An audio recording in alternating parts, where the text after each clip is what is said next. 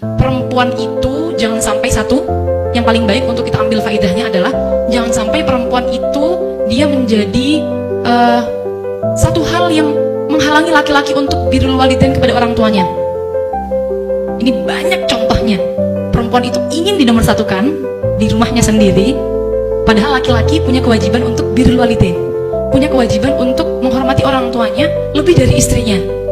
Seperti itu. Bahkan ada satu cerita, saya menyampaikan satu cerita. Ini penting untuk kita perempuan tahu, agar kita itu bisa tahu posisi diri kita bagaimana. Sebenarnya untuk berkarir itu, kalau tadi saya juga bilang sama ibu, pintar-pintarnya perempuan komunikasi dengan laki-laki. Kan ridho itu kan harus pintar komunikasi sebenarnya.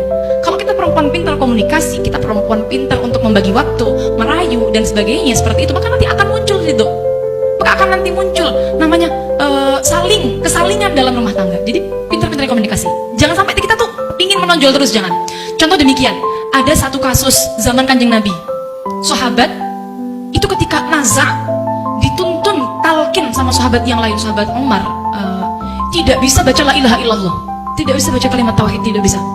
Sampai bingung para sahabat ini, kenapa? Tanya ke istrinya, Bu, kenapa suami sampean kok tidak bisa baca la ilaha illallah ketika naza? Suami saya selalu jamaah di Masjid Nabawi. Dawuh istrinya, kata istrinya, suami saya itu selalu puasa setiap hari. Sebegitu ya, ibadahnya. Lalu akhirnya matur sahabat ini kepada Kanjeng Nabi, karena tidak bisa para sahabat yang menuntun talqin tadi matur kepada Kanjeng Nabi karena sahabat ini tadi tidak bisa baca la ilaha illallah. Ketika matur sama Kanjeng Nabi ditanya, apakah dia punya ibu? Oh iya, masih punya Kanjeng Nabi. Ya sudah, sowan sana. Suruh sowan ke ibunya, dawuh ibunya, Bu, ini anak panjenengan tidak bisa ditalqin la ilaha illallah ketika nazak, tidak bisa keluar rohnya. Dawuh ibunya, biarkan. Salah sendiri, dia selama hidupnya selalu mementingkan istrinya daripada saya. Oh, ternyata sekarang ibu mohon maaf, banyak sekali laki-laki itu seperti ini, takut kepada istrinya, lebih takut kepada istrinya daripada takut kepada ibunya. Ibunya semisal, mohon maaf saya hanya menyeimbangkan antara isu-isu kesetaraan saja, bahwa ini di masa Kanjeng Nabi pun sudah ada loh, seperti itu loh, seperti ini. Ini ibunya bilang demikian karena semasa mungkin hidupnya ibunya itu misal minta uang tidak diberi, tapi kalau istrinya yang minta langsung jor-joran. Atau bahkan kemarin Habib Stegaf Barum juga dahulu demikian, ada suaminya didatangi oleh ibunya minta uang sekedar hanya 50.000 oleh ibunya, tidak diberi karena dia takut, ntar saya izin dulu sama istri saya Bu, seperti itu. Tapi ketika istrinya datang, Pak tolong beliin susu anak sama pempes 250.000, langsung manut nih istrinya. Ya apa? Suaminya. Ini suami-suami yang takut kepada istri. Ini maksud saya adalah bagaimana kita seorang istri jangan sampai jadi orang yang seperti ini. Seperti itu. Nah, ibu ini bilang demikian, biarkan dia tidak bisa nazak, salah sendiri sama saya semasa hidupnya, dia selalu mementingkan istrinya daripada saya. Akhirnya Kanjeng Nabi dawuh, bagaimana? Ya sudah, sahabat, kalau ibunya tidak mau ridho, bakar saja anaknya. Bakar saja anaknya. Di depan ibunya Nabi Muhammad dawuh demikian, bakar saja anaknya. Percuma ibunya nggak ridho, nanti kalau dia tidak dibakar di dunia, dia dibakar di akhirat dengan api neraka.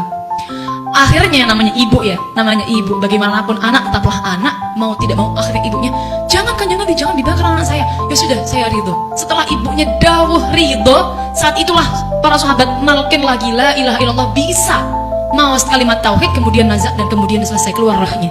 Maksud saya ini pelajaran penting bagi kita sebagai seorang istri. Saya banyak sekali mendapatkan curhatan istri-istri ini curhat, suaminya lebih mementingkan ibunya. Lebih mementingkan ibunya. Istri-istrinya yang curhat, suaminya lebih mementingkan ibunya. Saya jawab, loh seharusnya demikian memang. Kita sebagai seorang istri harus pengertian. Kalau suami masih punya ibu, memang prioritas adalah ibunya. Kita yang nomor 2. Yang penting suami sudah melakukan kewajiban-kewajibannya kepada kita. Jangan sampai kita menjadi penghalang antara suami dengan ibunya. Itu yang penting. Itu termasuk adalah beban ganda. Assalamualaikum warahmatullahi wabarakatuh. Alhamdulillah wa kafa wa usalli wa usallimu ala sayyidina Muhammadil Mustafa wa ala alihi wa ashabihi wa dzurriyyatihi ala siddiqi wa nafa. Asyhadu an la ilaha illallah wahdahu la syarika lahu wa asyhadu anna Muhammadan abduhu wa rasuluh. Allahumma shalli ala sayyidina Muhammad wa ala alihi sayyidina Muhammad. Pemirsa yang dirahmati Allah Subhanahu wa taala, itu tadi adalah penjelasan dari Neng Sila Hasina. Beliau ini adalah garwa dari Gus Ahmad Kafabihi Mahrus. Ya, ini beliau, Neng Sila Hasina adalah putri dari Nyai Hanah Lirboyo, yaitu Abu Nyai Hanah Lirboyo ini adalah pengasuh dari pondok pesantren Putri Al-Baqarah Lirboyo. Nah, ini penjelasan yang sangat baik sekali dari Neng Sela Hasina. Neng Sela Hasina ini juga seorang ahli fikih perempuan, juga seorang ulama perempuan yang bisa menjadi teladan bagi para muslimah yang ada di Indonesia. Ya, jadi ini apa yang beliau sampaikan ini patut menjadi referensi para muslimah sehingga nanti bisa membentuk keluarga yang bahagia, rumah tangga yang sakinah, mawaddah, warahmah. Ini tadi yang beliau menjelaskan bahwasanya bagaimana antara suami dan istri ini harus ada kesalingan, yaitu saling memahami, mengetahui hak dan kewajiban masing-masing, ya, sehingga istri tidak berpikir egois, karena kita tahu seorang suami ini juga dia selain bertanggung jawab kepada istrinya, kepada keluarganya, kepada anak-anaknya, dia juga bertanggung jawab kepada ibunya atau orang tuanya jika kedua orang tuanya masih hidup. Nah, disinilah peran sebagai seorang suami, dia harus menyeimbangkan kecintaan kepada keluarganya dan kecintaan kepada kedua orang tuanya. Nah, pada intinya adalah keharmonisan atau kebahagiaan suami istri, kebahagiaan rumah tangga ini harus dibangun dengan rasa saling pengertian. Ya, walaupun secara alamiah ini bahwasanya tadi disampaikan oleh Neng Sina bahwasanya yang namanya perempuan, seorang istri ini selalu ingin dinomorsatukan. Iya, benar bahwasanya dia dalam keluarganya ini, dalam keluarga suami memang harus menomorsatukan istrinya, ya. Namun dalam ruang lingkup yang lebih besar, bahwasanya suami juga punya tanggung jawab pada orang tuanya. Nah, bahwasanya seorang istri tidak boleh kemudian egois, kemudian memaksa suaminya untuk sibuk hanya mengurusi keluarganya, sehingga kedua orang tuanya yang masih hidup diabaikan.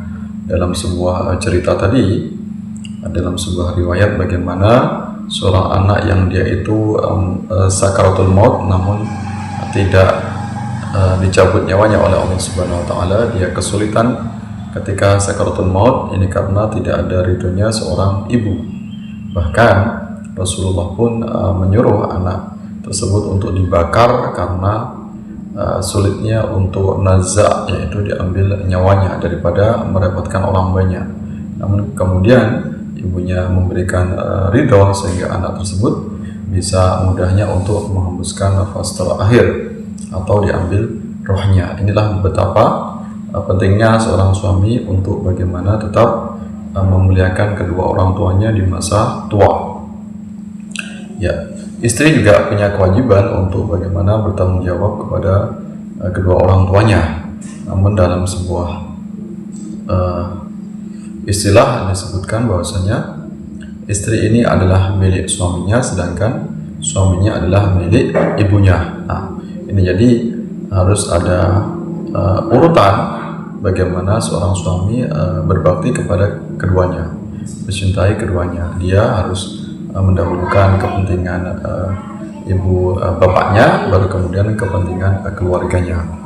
Namun di sini juga sebagai seorang suami jangan kemudian lantas juga egois, kemudian sebentar-sebentar lapor kepada ibunya, sebentar-sebentar segala permasalahan dalam lingkup keluarga kemudian diadukan kepada kedua orang tuanya, diadukan kepada ibunya. Maka ini juga tidak fair, ya. Ini tidak adil. Jadi bagaimana kedua orang tersebut, yaitu suami dan istri, untuk bagaimana bisa menyelesaikan segala permasalahan dalam rumah tangganya ini dengan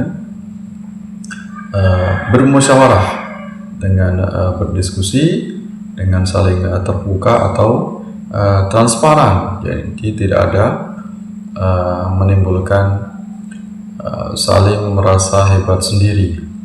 Jadi di sini ada kesetaraan antara suami dan istri, tidak ada yang lebih unggul, tidak ada yang lebih mulia.